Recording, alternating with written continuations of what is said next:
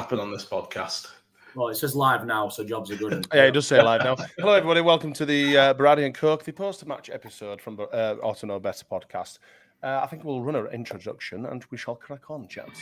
Hi, this is Don Matteo, and you are listening to the Ought to Know Better podcast. Let's do this. Leeds are shit. We're recording, you know. Oh, shit. We had a good start. I don't think we've got the personnel. You can fucking laugh all you want, you absolute bellend. I think about things. That's why you lot are idiots. A melted version of a dick that's been shrink wrapped. The absolute elite shithousery of this. I've just noticed one of you shitheads, I'm guessing Jay, because he's the only one with access to the Ought to Know Better comment section, has said, just waiting for Smarty to figure out how to work his kettle. Cheeky swine, I've been on him bloody half an hour. This lad, trying to get then you disappeared when it was start time. Trying to get his chuffing audio working.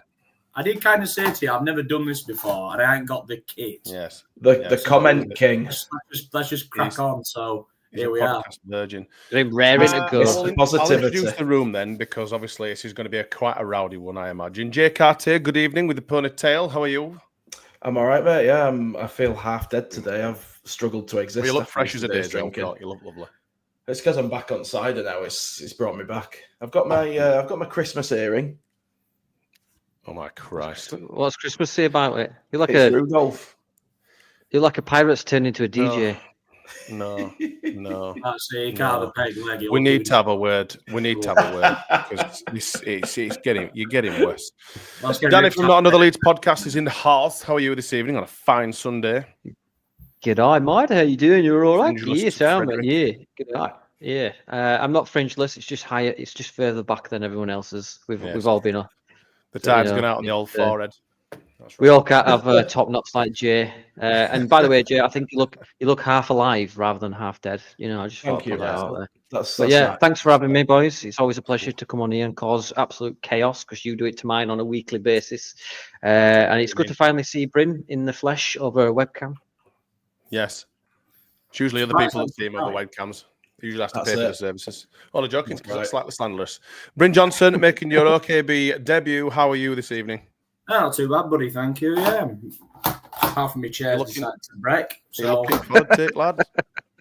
Yes, Lee. I've been told many a time not to say the word. Is the old side up?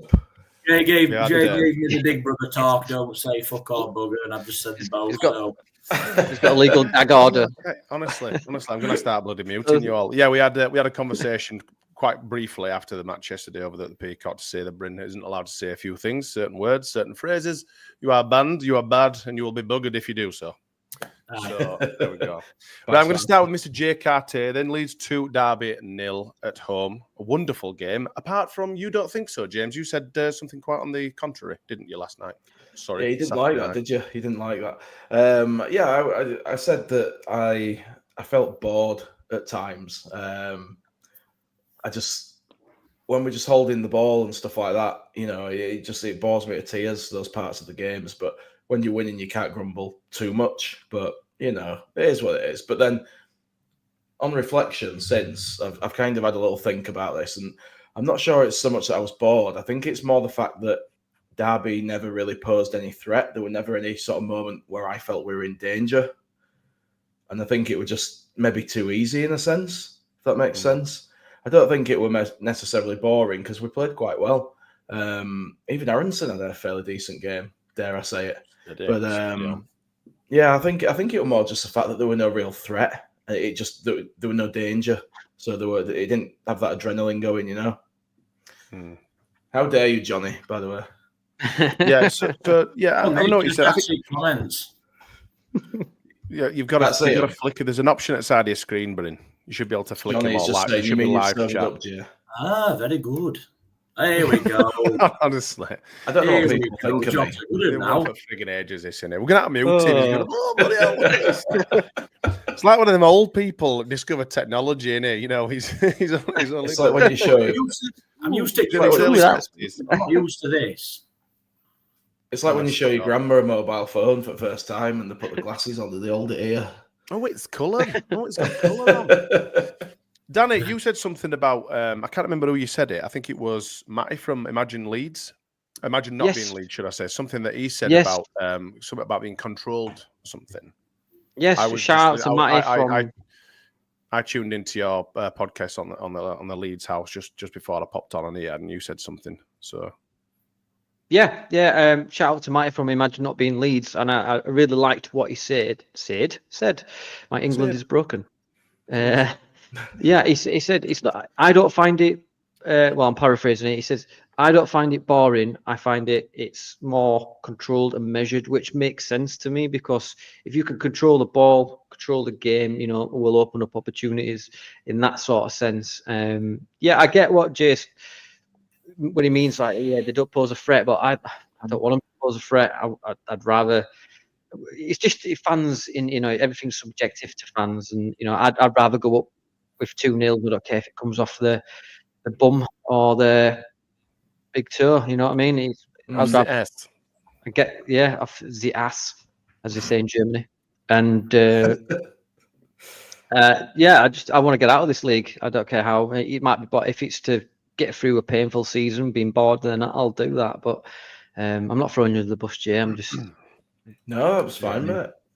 It's absolutely I think a lot fine. of people, we've said this a few times on here as well, that, yeah, it is controlled. Yeah, some people might find it boring because it's not Bielsa ball, etc., etc.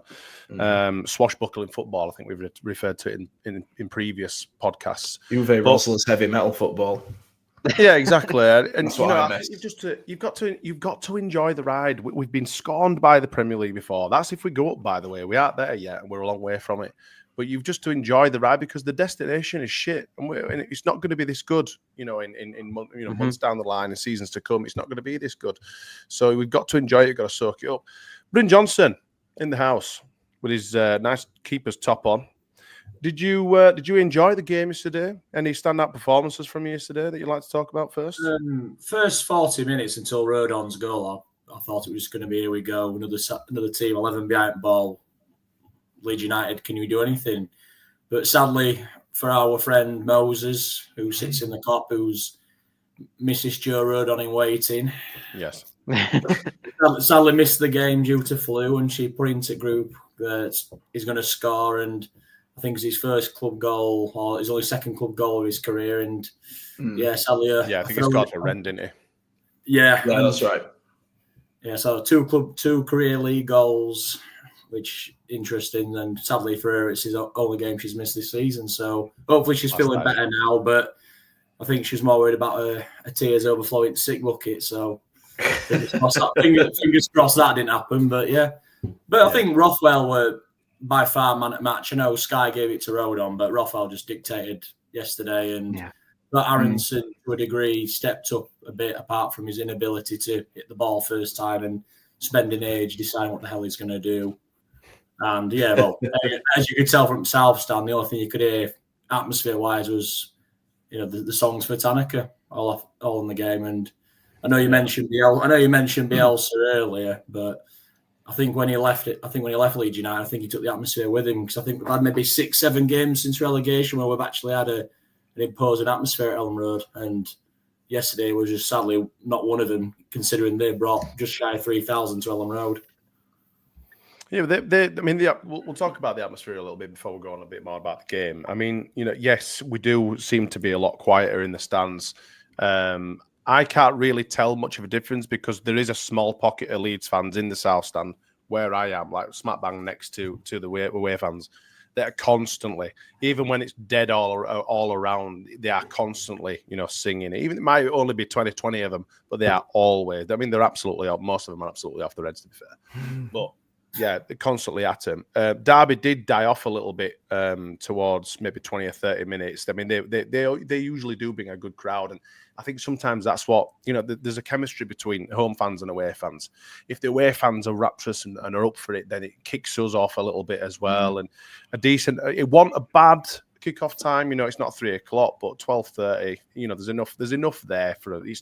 You're not kicking off at frigging 8:00 or something daft. Full stadium. You'd expect to be a little bit better. And to be fair, in parts it was, but I think you're absolutely right. The atmosphere has not been great, maybe since the season that we were relegated. And even then it wasn't the best. But I don't know what it is. I think. I'm hoping as soon as we get back to the Premier League, it's gonna kick on a little bit again. But it's just so flat. You'd hope so, but Really, it could go the other cool. way. It can't get much worse, mate. It can't get much worse than it can. Than it is. It has been. Get a drum. I was disappointed yesterday. Absolutely not. Just get a big drum. Just get a big drum, some cymbals. It's an easy fix, lads. He'll kill you. Mate, I'd rather spend $2,000 and go back in Brenda's suite and then see anyone at Elland Road with a drum. What about this then? Shall I get a megaphone? Will that help? You could do. You're gonna. Nice. And put an air horn. Fight and win. Fuck off. We'll take him out. Let's go, Yorkshire Whites. Jesus Christ. Speaking of Rothwell, then, anyone else arguing for man of the match because he were mine? Absolutely, hook, line, and sinker. I thought it was one of his best games. I thought he were absolutely fantastic, Rothwell. I agree with you. Totally agree. I think everybody in this room is going to agree. Yeah, I do have a graph that Johnny Cooper. Even Bryn Diesel there down at the bottom. Only one championship central. Championship. I can't get my teeth in. Central midfielder has carried the ball further distance than Joe Rothwell since his first league start on October the 4th. Impressive part of his game to get us moving from midfield. This is what we were missing last season.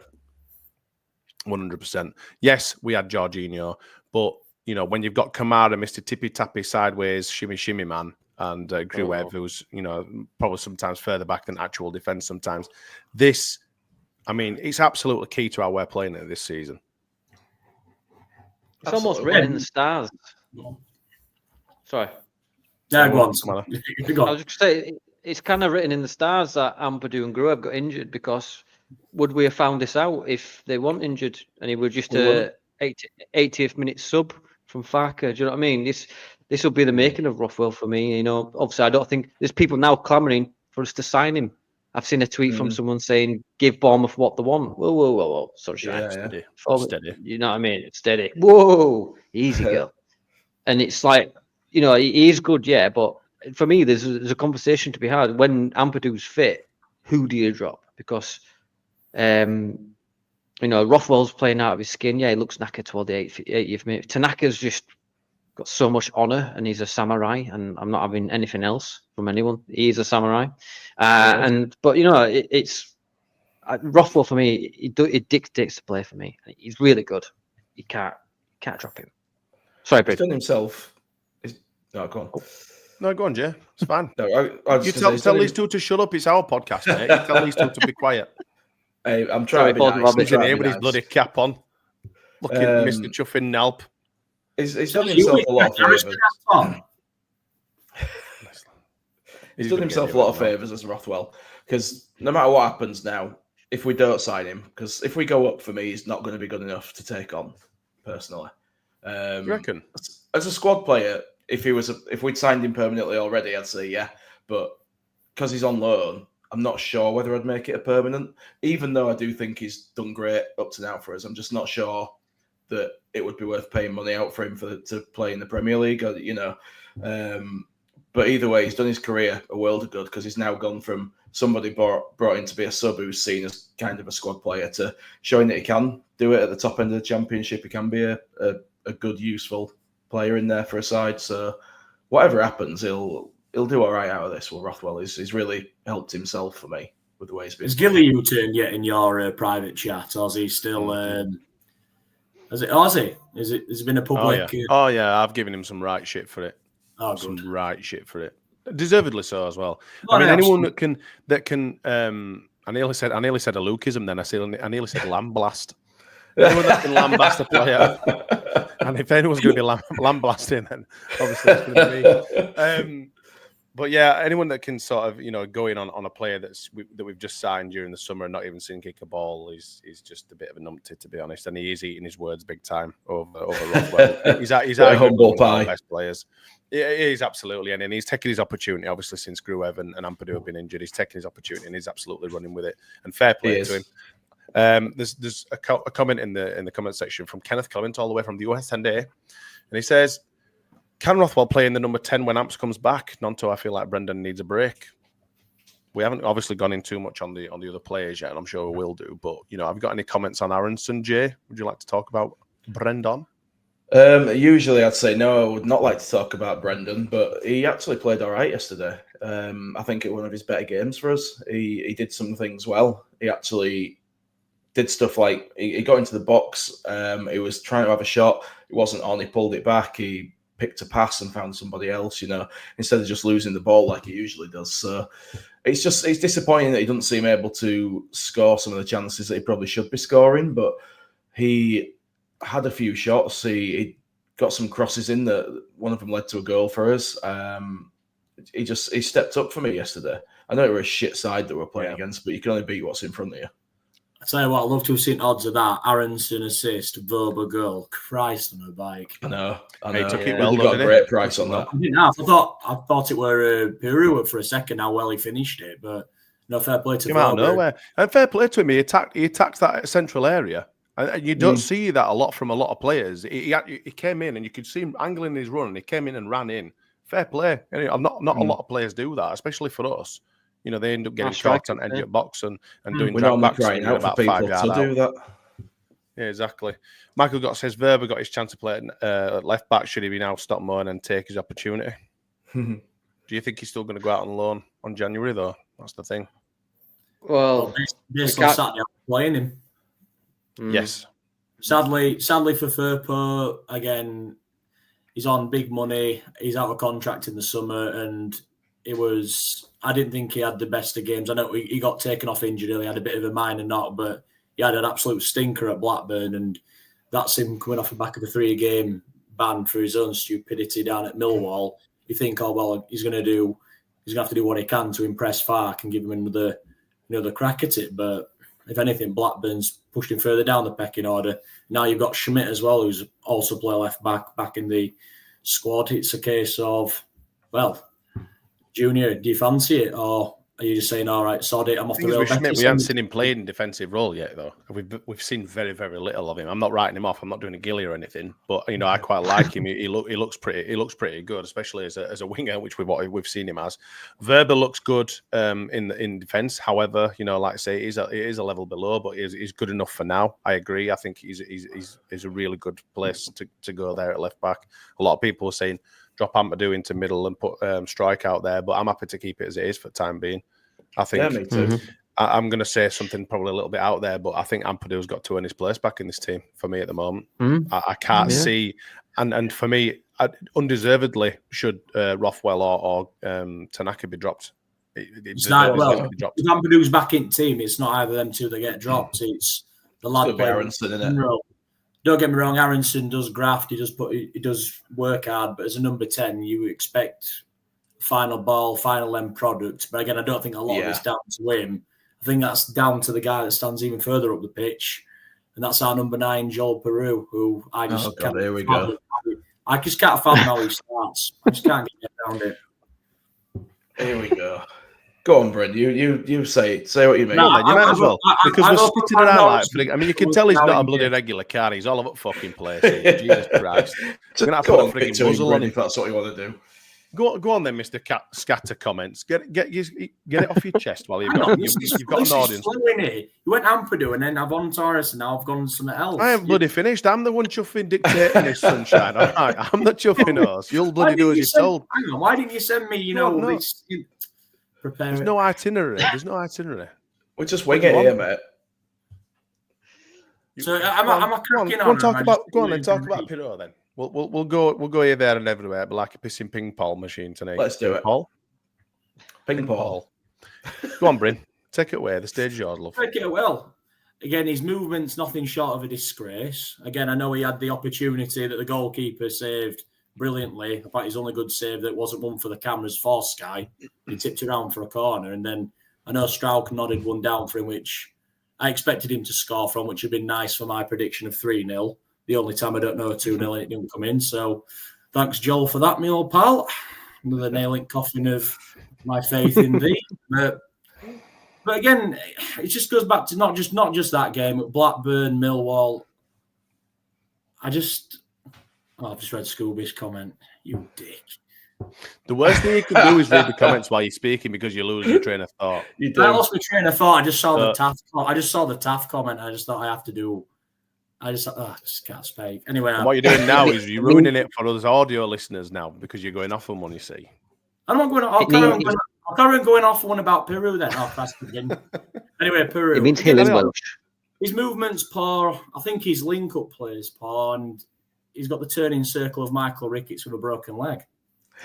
And to be honest, Michael Ricketts goal against Oldham not many years ago. I think he could outbeat Piroe in a foot race. Right.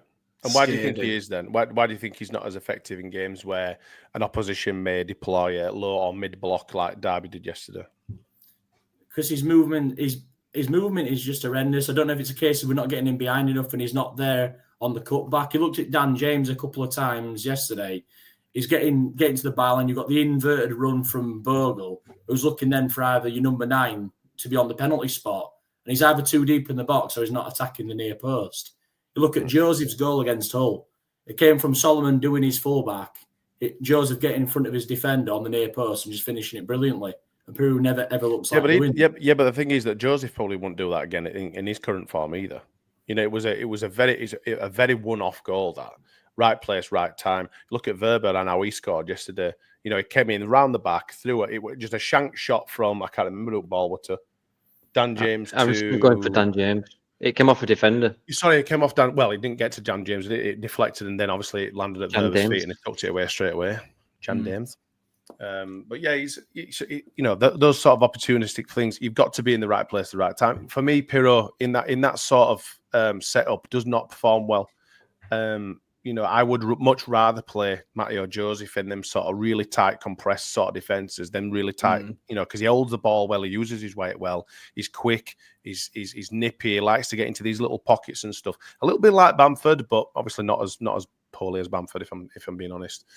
Piroe likes much more space. He likes to have much more time. You can tell because he looks half baked half the time anyway. He's practically frigging horizontal. This guy, innit? If in them little tight pockets and stuff, he's not as effective.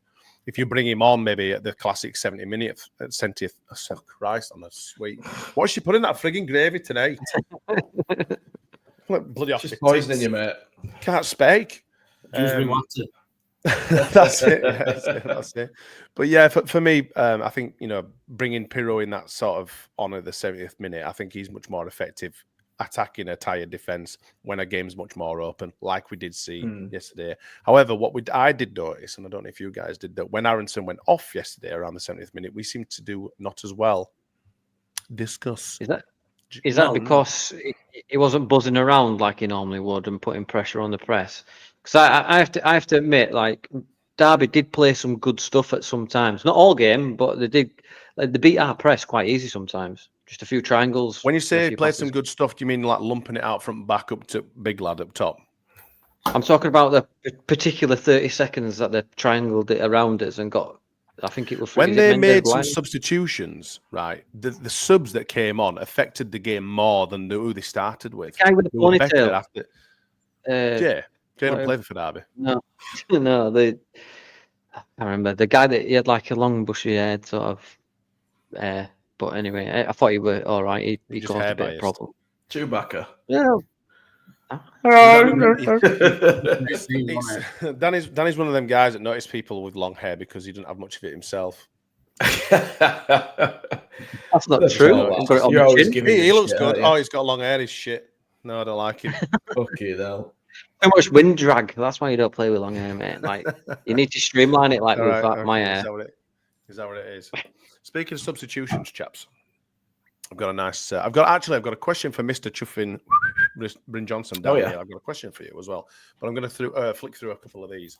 So, courtesy of Johnny Cooper, of course, Leeds United have had a sub scored in 3 consecutive games: Piroe versus QPR, James versus Luton, Verber versus Derby, for the first time since May 2010. Beckford versus Southend, Beckford versus MK Dons, and Howson versus Bristol Rovers. That's how effective our substitutions can be as well. You know, and for me, bringing Piroe on, who's arguably one of the best finishers in the league in that sort of 70th minute bracket, is much more effective than bringing Matteo Joseph on off of Bamford.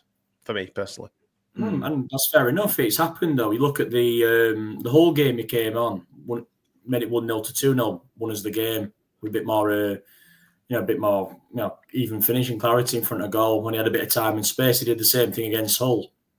It proved it can work. And then I think his only early goal was against Sunderland when Nonto put it on an absolute plate for him. And if he did miss that header, I mean, there might have been a reaction similar to what a few fans. Been holes in your plasterboards, would there? Well, not quite as bad when Melier did. Well, divot game, whatever you want to call it. Christ, but yes, it would have been a bad one. I would on all fours, nearly crying when he slipped up with that. I mean, I couldn't speak. With Joe Rodon and Max Weber scoring both their first Leeds United goals today, this was the first time two defenders had scored their first goal for the club in the same game. That's a new record. Nice. That's pretty cool. Record breakers. I did actually. I mean, there's a lot of people. There's a lot of people are still saying Fark out, and because they've got. Sorry, mate. An agenda. No, carry on. It's fine. Yeah, I was going to say they've got massive anti-Farker bias, in my opinion. They just want their own people in, like sack Farker. For who though? For who's willing to come in mid-season? Yeah, I know you've got coaches out there that have out at work and would come in. That's why Gracia took the job. But I just don't think we were top of the league this morning. Obviously, we're now second because of the point that Sheffield got today. But I just don't understand. Just trust the process. In my opinion, yes, it can be boring and it can make bad decisions, but it's just like what we're saying just off air there, like. You can't blame Farker for everything. I just don't understand how. Yeah, it's like I saw a tweet yesterday by someone, and it says, "Oh, yeah, we won 2-0, but it was boring." It shouldn't be about that. It's not for me anyway. It's about the result, the points.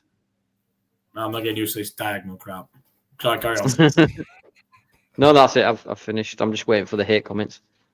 I think the Farker out stuff's a bit mental, to be honest, but like. I can see why people are frustrated with him. The football sometimes isn't great. The subs are often too late. When you say it isn't great, what do you mean? What do you mean by not being great? Easy on the eye, or entertaining? Too much possession-based, passing it back and forth around back four and keeper for me. It drives me on the fucking wall. I know why we do it. I understand the reason that he wants us to play that way. I don't enjoy watching it a lot of the time. It's frustrating, and it's the fact that sometimes we're forced to play that way, though, Jay. Sometimes, Smarty, but then explain to me why there's games where we're losing, it's stoppage time, we're still going back to the keeper. Why? Why are we doing that? You've got to understand that we are Leeds and we are shit sometimes. I don't think our defence is that good, if I'm honest. As soon as we come up to against a team that wants to actually play football and actually physically presses us, I think our defence is a little bit wobbly. And we've got frigging Poppadom wrists in frigging goals as well. He don't fill me with chuffing confidence. Do you know what I mean? He don't fill anyone with confidence. I'd rather have a chuffing 5-foot dwarf sat in there with chuffing big like 4 months. He's talking to you, Jay. Not specifically.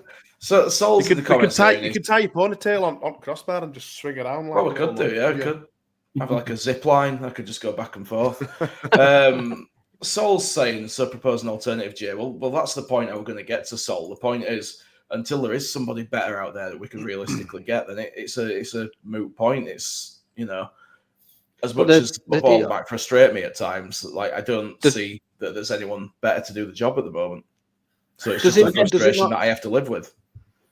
That's an easy thing to say. Hold on, let Danny make his comment. Sorry. Go on, Danny. No, go on, Bryn. I'll speak after me. Fucking hell, pass the pissing parcel or what? Well, he started, so. Right, fair dues. All right, I'll put this in the comments that I'm frustrated with Daniel Farke at times. Predominantly, the reason we're not a Premier League team right now is the performances at Preston away last season, Stoke away last season, and a few other games where you would hope that we have battling qualities to come through and force something like Ipswich. Like somebody put in the comments, Ipswich got so many goals from the bench last season, and I know we've got a few in recent games at home, but now it's a case of, can we put this against the lesser sides or the lesser deemed sides away from home and start getting these losses and draws that we had last season into wins? I know you look at Blackburn and Millwall. Last season we beat, and we've taken 0 points off from this season. I know I'm not beating. Again, you can use it as stick to big fark or whatever, but ultimately now, Middlesbrough home. That's at home. We're very, very good. Apart from the Burnley game, which was a blip after the slip from Solomon, we have been very, very solid at home.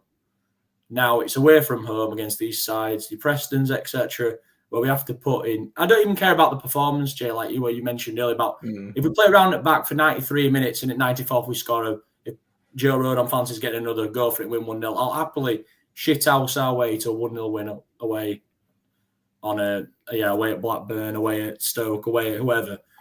I'll take it, but I'll still grumble. Again, it's just getting the points. Ultimately, our away form against the lesser sides cost us last season, and to be hypercritical of Farker, it doesn't look like he's addressed that problem or had an alternative idea of how to correct that problem this season, despite a more rounded squad with alternatives. Yeah. Again, and I know that the people say, right now, name a manager that could come in and do a job. Though it is still Leeds United with a massive pull. We could get a number of appointments under the radar where we wouldn't even think that they fancy Leeds United. We've got Marcelo Bielsa, I know, the Maverick, the great one. No one expected him at Leeds United, and he did what no one could imagine, getting the side that finished, 15th, 13th, 14th, into so many seasons, and the people like Ekin lost lots of games under Bielsa as well, though. Yeah, but at the same time, we were absolutely shite under Bielsa as well. We were, though, but at the same time, we only romped the league when obviously, I'm not saying that we won the league because of COVID, because I wouldn't ever say that, because I think we were deservedly, champions.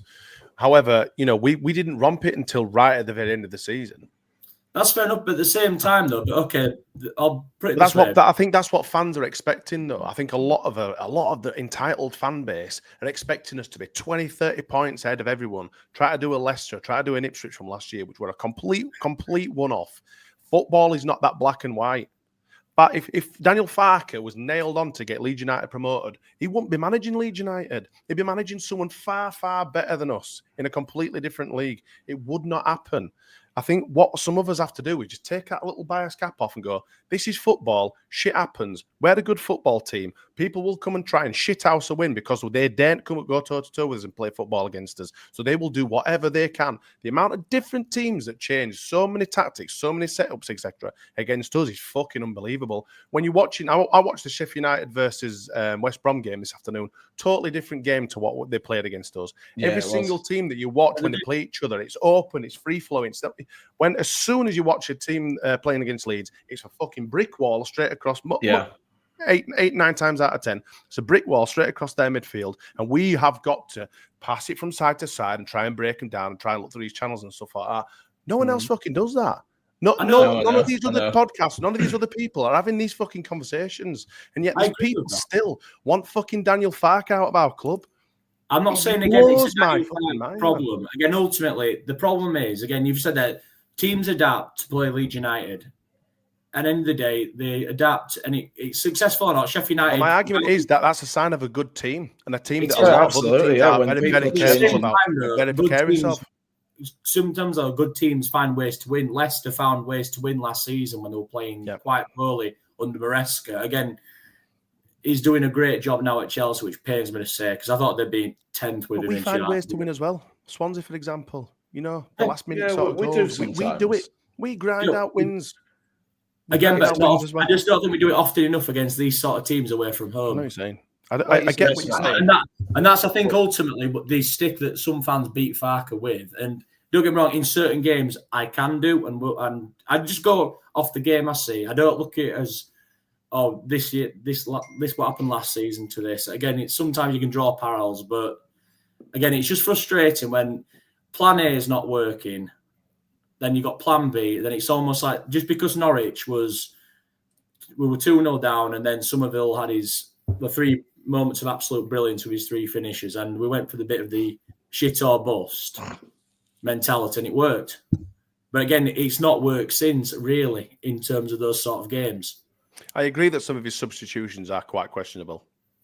That when the plan is not going well, and he'll stick every frigging person, every striker that we've got in chucking club, he'll stick them on. I don't agree with that. But exactly, Bielsa did very similar sort of substitutions. His were pre-scheduled. Sometimes and sometimes it doesn't. Yeah. It's like you said before, though, Smarty. Like if teams are changing their tactics and their systems to play you, then you're a good side. There's a reason for that. A bit of shit there, and like I was saying, it's like you can't really demand Farker out when we're where we are. We're effectively up the top at the moment. There are things that the best performing sides in the country across all four leagues, might I say. I've got another little graphic for you because I'm full of graphics. Hang on a sec. Like that one. There are things he's done that do bother me, like some of the tactical shit. But as I say, there's no one better at the moment for me, and we are getting results by and large. It's just the odd game that's going awry. So question him. Frustrated, but you can't shout for him out at the moment. No, he's not. With that. You can't. He's not. What's the word? Uncriticizable? Is that even a word? He's not infallible. Yeah. But what I was going to say is, like, when you've got 10 men behind the ball, how do you create spaces? How do you get in behind a low block? You create space by moving the ball around. So when they shift, you have to move the ball with tempo to get it behind and inside them gaps, and that's what we try to do. But as soon as we stop playing with tempo, trying to break down that low block, that's when it's boring and rubbish, and that's when it's side to side. We need to create that gap. We need to hope that someone's knackered and can't be asked, move shifting to the 30 meters to the right. That's what we have to do, and that's what is, unfortunately, that's what the game is. And to us, I don't know about your guys' knowledge is but tactically I'm not well versed in all this sort of different formations and how we meant to play. But listening to people that do, they seem to think like, no, it's not. This is how we do it. Like your Lockies and stuff like that, Andreas who know what inside the game. You look at every single successful team throughout Europe, and they're doing exactly the same thing. They all play out from the back. None of them are lumping it forward anymore. They like to take control of the ball easy, because if you lump it out just like Derby do, etc., all you're doing is passing possession back onto the opposition team. We don't want to do that. We want to keep possession. So they're happy for us to keep knocking it around the backs, looking for them little pockets, looking for them runs, etc., etc. And that's just the modern game, unfortunately. It's hilarious watching Southampton try to play out from the back, though. How can you expect a striker to be lights out when the opposition pack the box with a block, Piroe, Bamford or Joseph, like playing in a phone box? And that's... until they get tired and they start making mistakes, and we get a goal, and then they have to come out a little bit. That's what we're looking for. The thing that frustrates me most about Leeds is that we don't seem to try and score from outside the box or take enough long shots. Yeah, there are not enough of those. That's one thing I like about Rothwell. He will have a crack, as will Aaronson sometimes. Ramazani does it. He likes to have a shot. That haven't tried it. I mean, Dan James does. There's a few that are capable of doing it, but. It's like rolling for a perfect 10, though, isn't it? With Dan James, like you've got D&D dice and you roll it and you're hoping for a critical hit.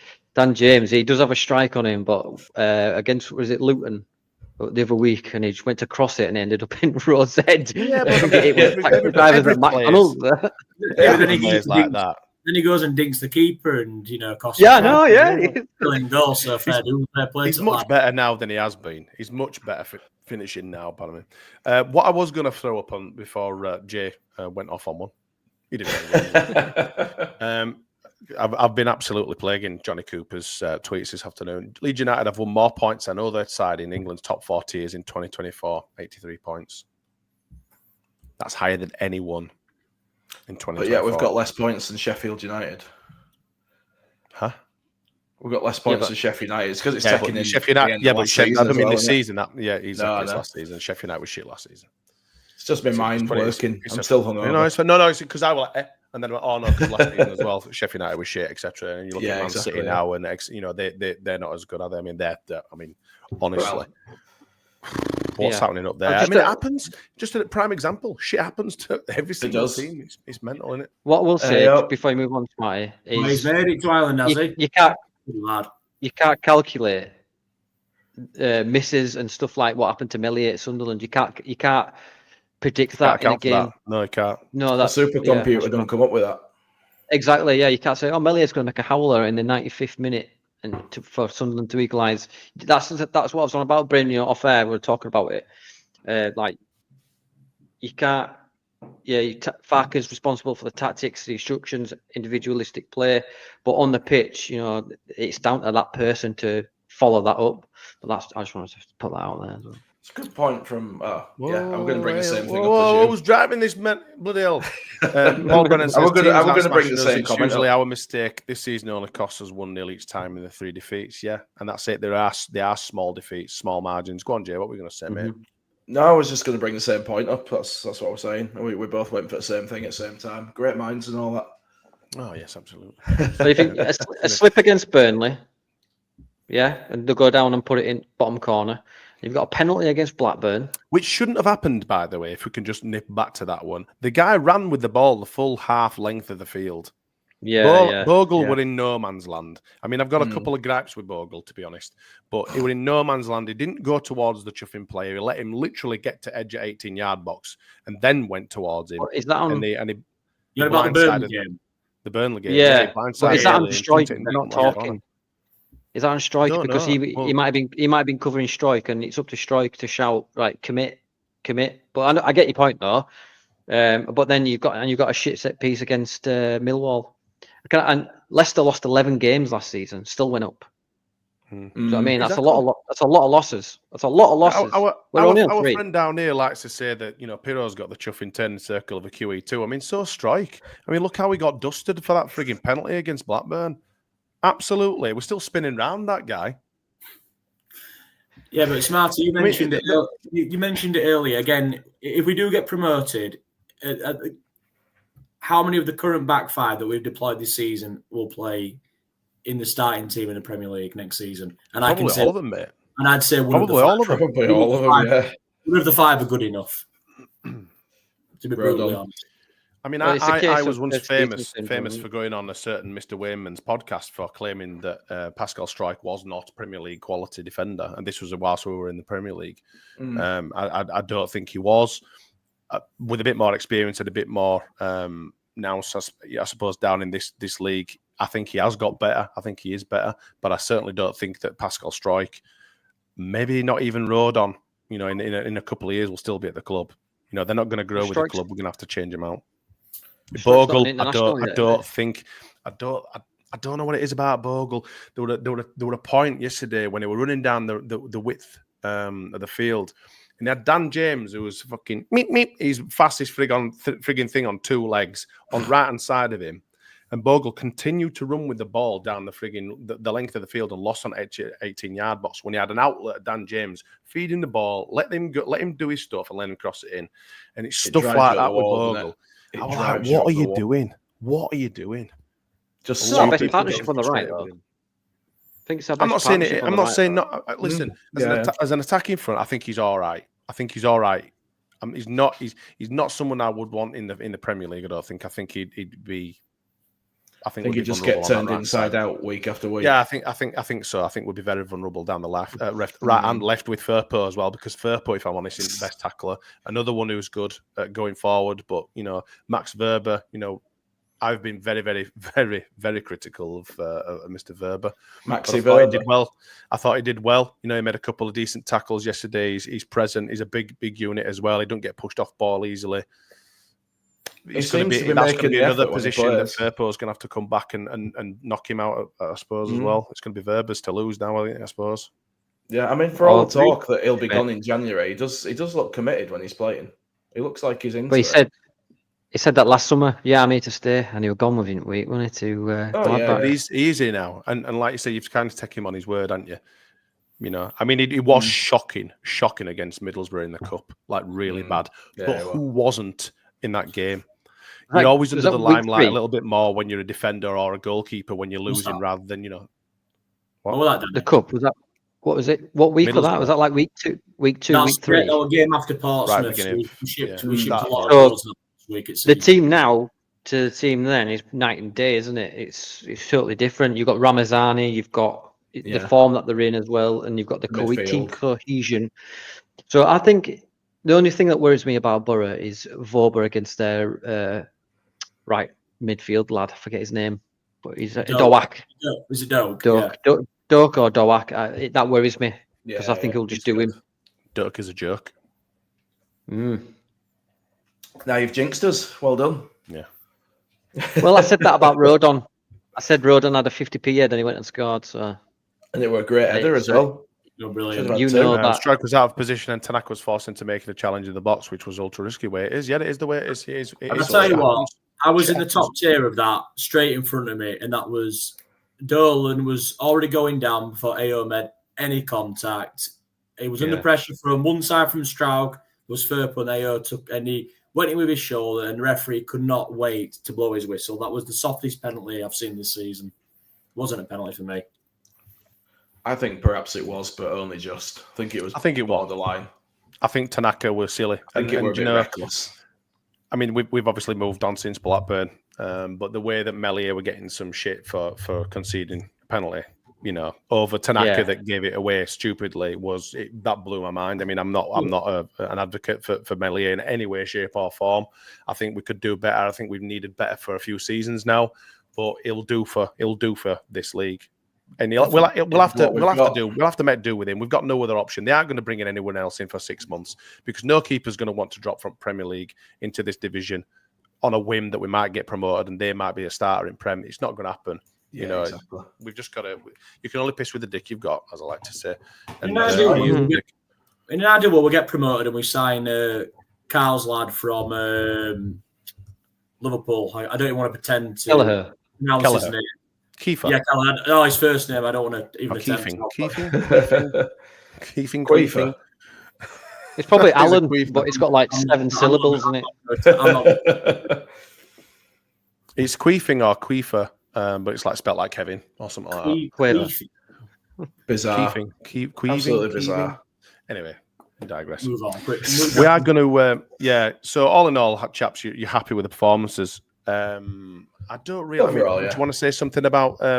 We've discussed Rodon to an nth degree, I suppose, with his crazy hair. When he did miss that first opportunity to score, I was like, "This is just typical Rodon." When he does that. When he's running back and he's like running and he's got his eyes closed. Looks like he's having the worst day ever. yeah, like he's just got like an headache. World on his shoulders. That's it, and then he tucked it away. It was nice. It was lovely. One more thing on Derby, then we'll have a look at the momentum graph, and it just goes to show. Fuming that you don't get to put this on next time he's on. Well, yeah, but he's well, sure. I don't know when we're on next because we've got Borough, haven't we? Midweek. We have. So you might have to take some predictions at the end of this. It'll be too late. Oh, don't you worry, mate. I've got my pen and pencil already. He's prepared. Oh, don't you worry.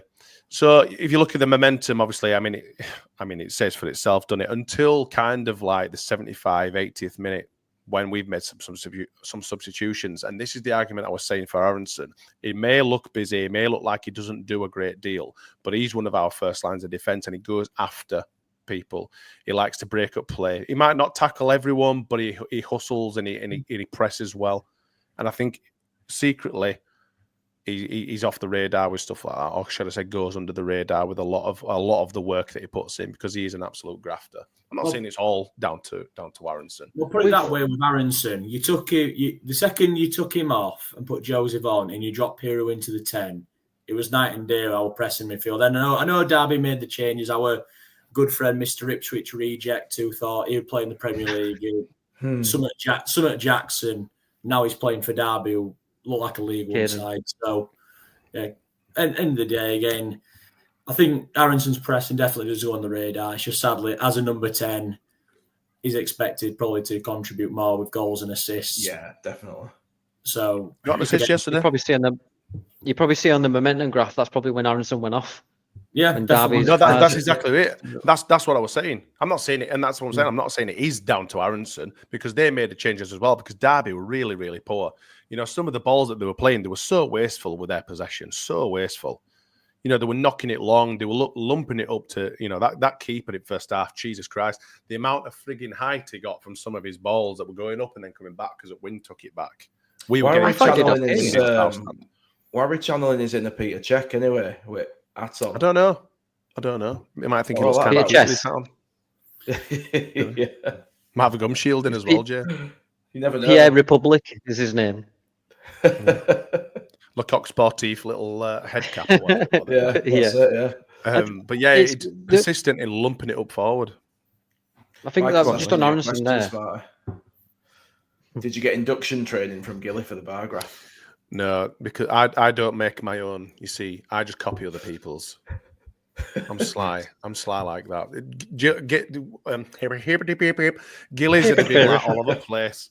It'd have needed 16,000 spreadsheets to make that pie chart. graph. Whereas I just go and nick someone else's that works. That's you know what I mean? Absolutely. I'm simple like that. I don't want to be that person, but I will be. It looked awfully familiar to Gillies, which to suggest that you've nicked off someone else. Has he done the same? Just no. Shots. Oh no.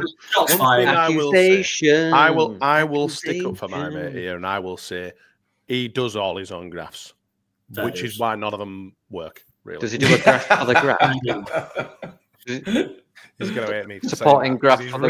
He's really quite particular and very protective over his spreadsheets. So he is. I want to see a graph about how many graphs he's done. That'd be good.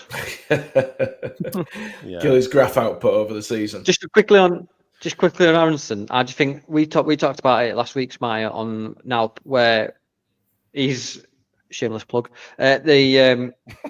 His game's good, but it's just in the final third. He does everything right except for the final third. I think that's fair to say. What do you say? I think my only other gripe with our player from yesterday was Aaronson, and when he was I think it was the second half, and he had an opportunity to come through on goal, and he had an opportunity to welly one, and he didn't. He stopped and kind of did a little bit of tucking and diving, and then squared it across to I can't remember who were on right wing at the point. Dan James. And I was like, Dan James? I was like, what are you doing? Just have a go.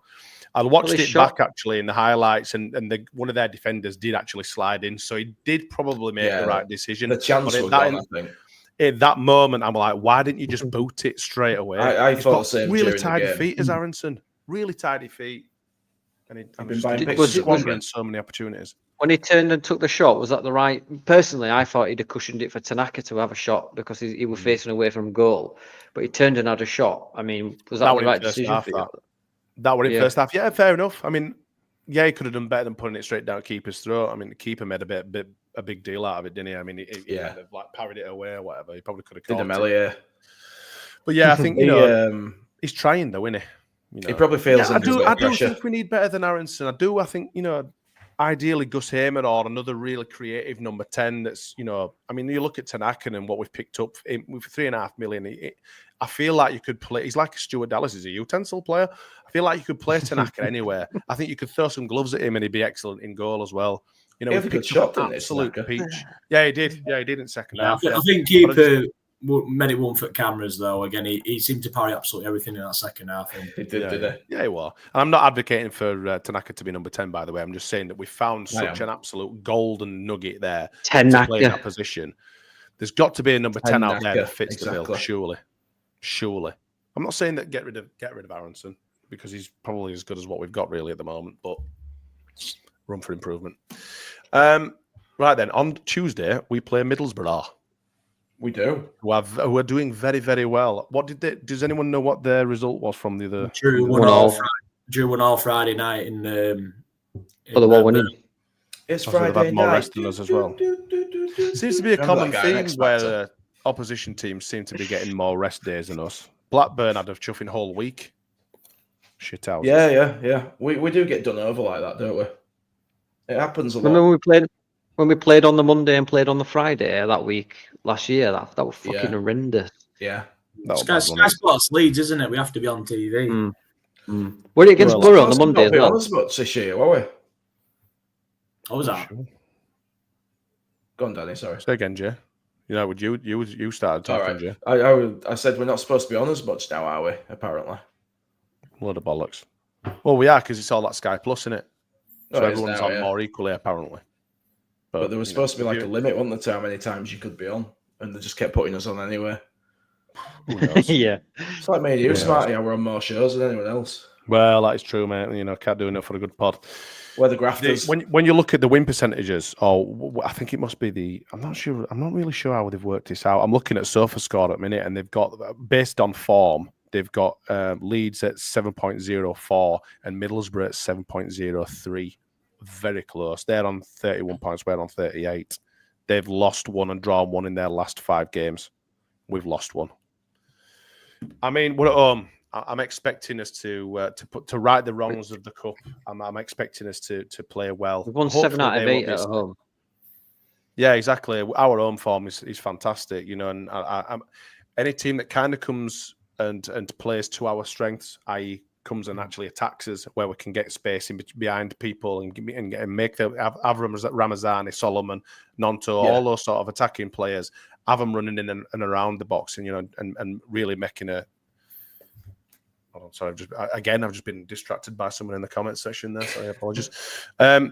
Danny, what do you expect on Tuesday? Do you expect much the same? How do you think Middlesbrough are going to set up against us? Do you think they're going to change their tactics to suit us, or are we going to see more like from the cup game? I think it'll be a different game. It'll be a different game from the cup game because it's a different team for us perspective. I'm worried about Doak. Is it Doak or Doak? I don't know how to pronounce it. Yeah, I'll call him Doak. Doak is very good. He's very agile, very fast, and a Vober, like you say, turning circle of a German U-boat, and he's. That's cool. I mean, yeah, yeah. I think he's adequate cover for now, but that's what worries me. I think they'll come at us, and that's how we like to play the game. They'll create gaps, but I think it'll be a stronger team. I think he played the formation, the team that he did yesterday, in order to play. I think Ramazani, Nonto will come in personally. Dan James, probably Piroe up top. Bit of squad rotation. Yeah, I think, and that's one thing we didn't have last season.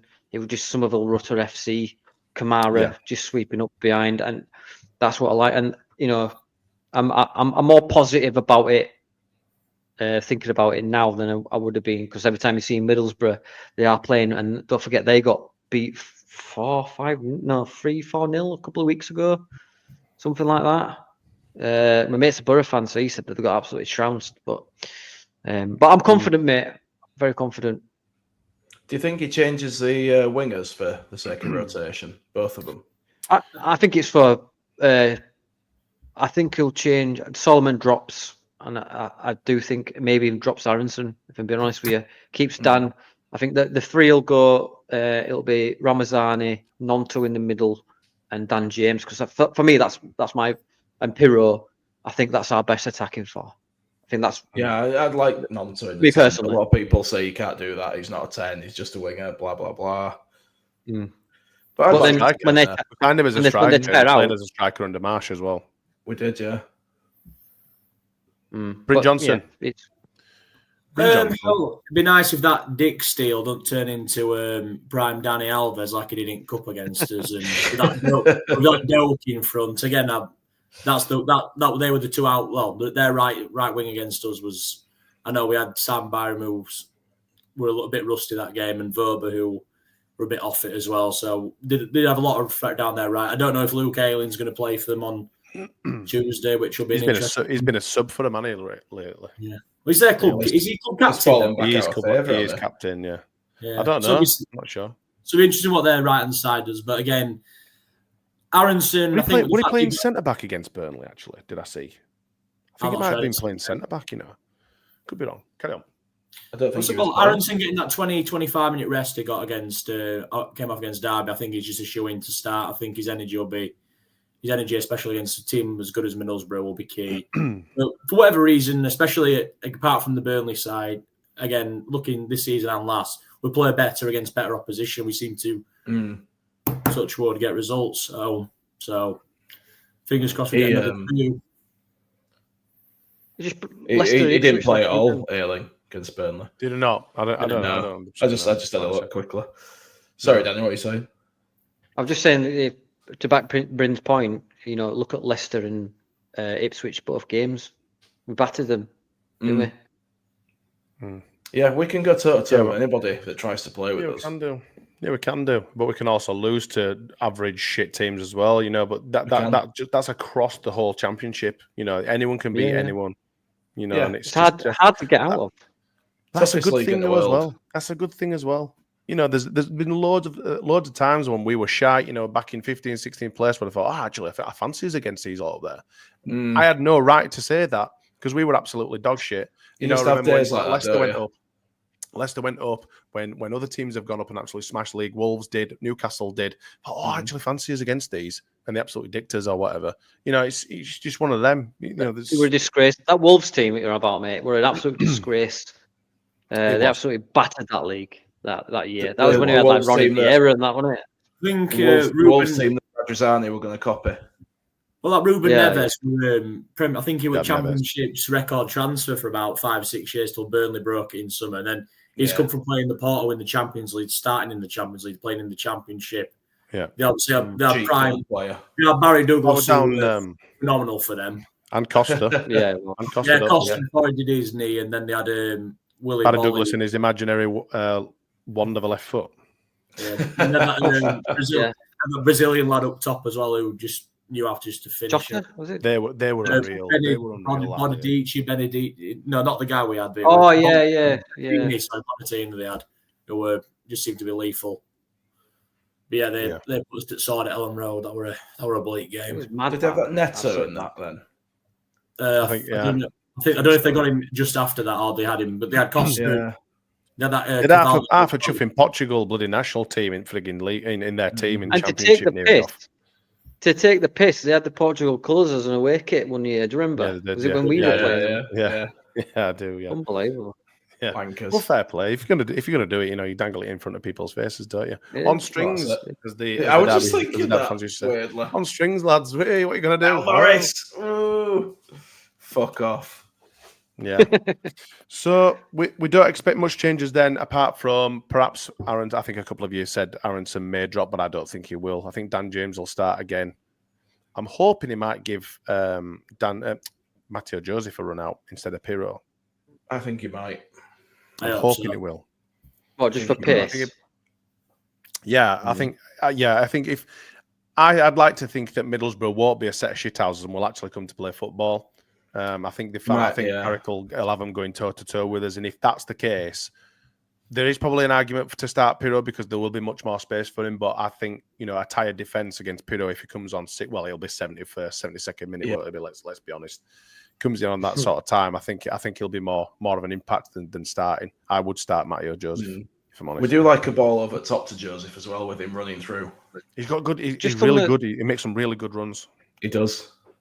If you're, I want to put a question to all. Go on.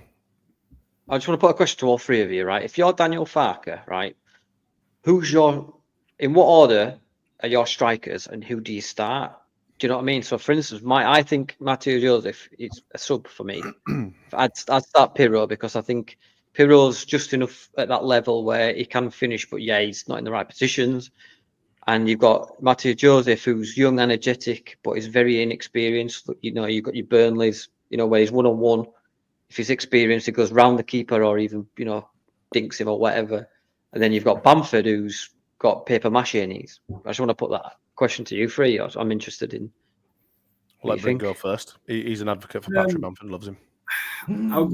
That chance you've just mentioned there against Burnley for Joseph, no disrespect to the other two strikers, but Bamford and Piroe aren't getting to the box with that ball at the feet. He's just lightning quick. I know he's taken one touch too many and he's leaning. He has choked a bit. But again, it is his first real season of senior football. Again, Patrick Bamford was signed for £7 million from Borough, and he had, and the year before he did score a hat-trick against us at the Riverside, and he played brilliant that game.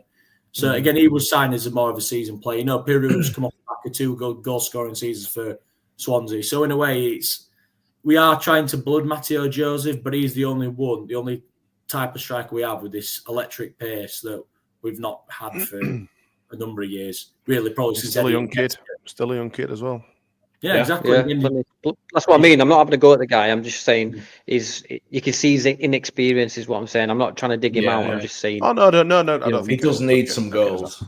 Oh, I agree. Definitely. But at the same time... but he needs opportunities to play. He's not going to score off bench, is he? Or while he's sat on the bench, should I say.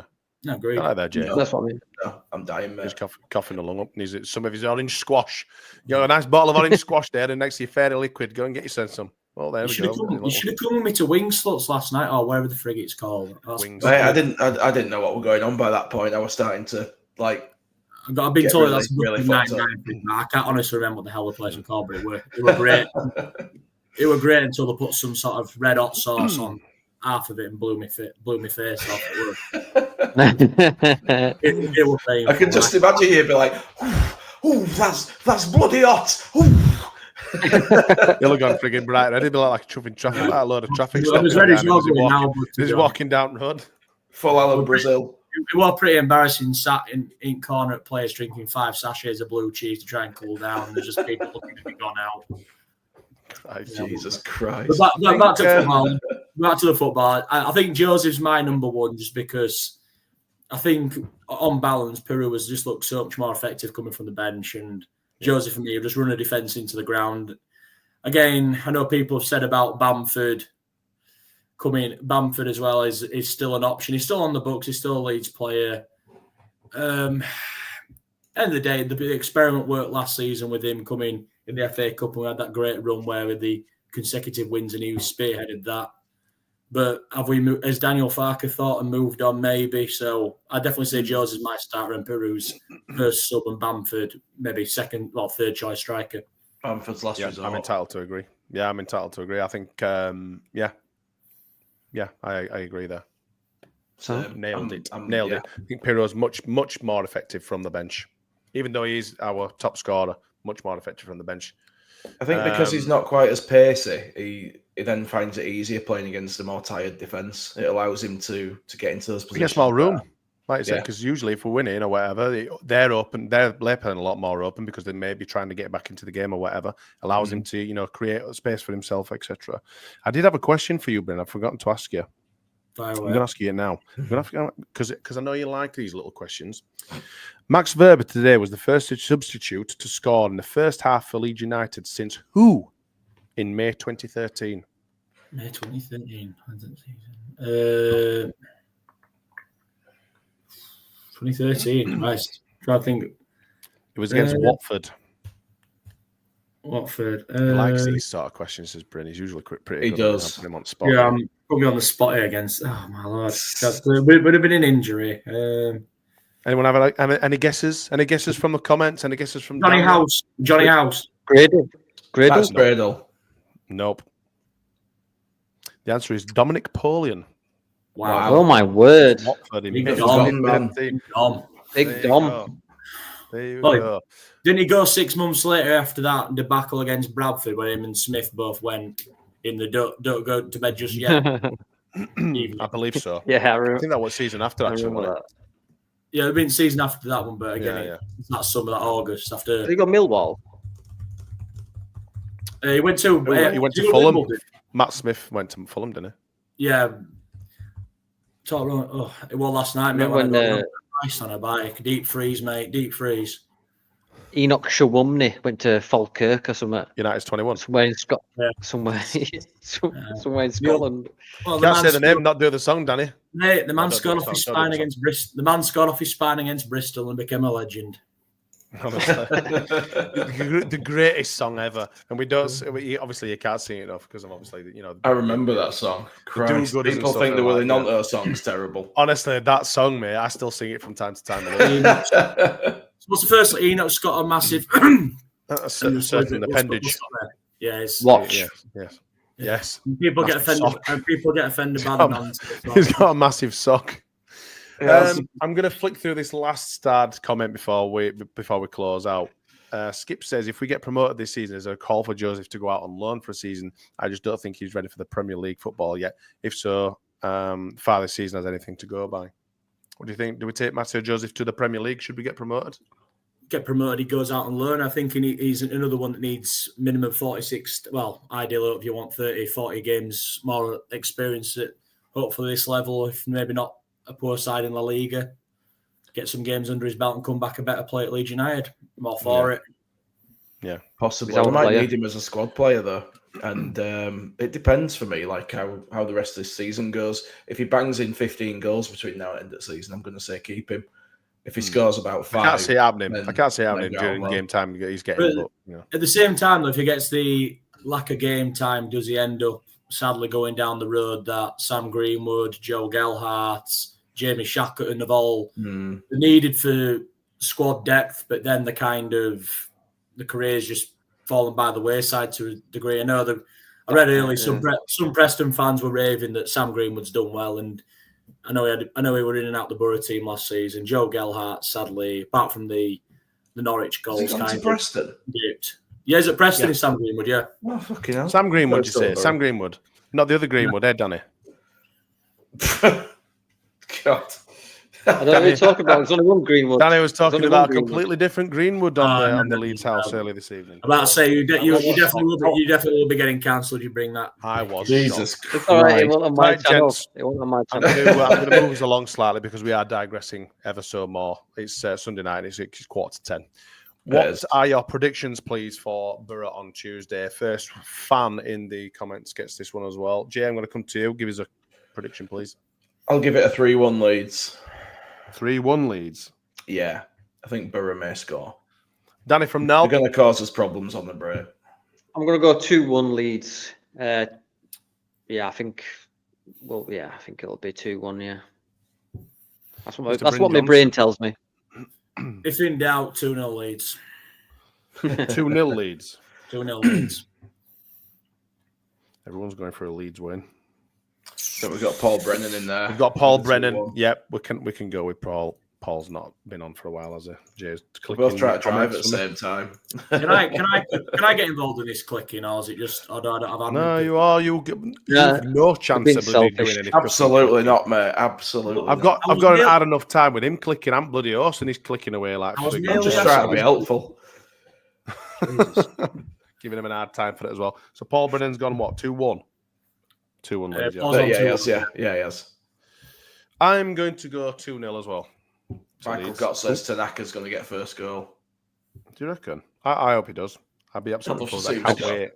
Scores a penalty. Call him Penaka. I quite enjoyed the song yesterday. Penaka with a Penaka. Firpo got injured. It'd be even better. Thinking that he'd had enough. Exactly. Yes. Right. Excellent stuff.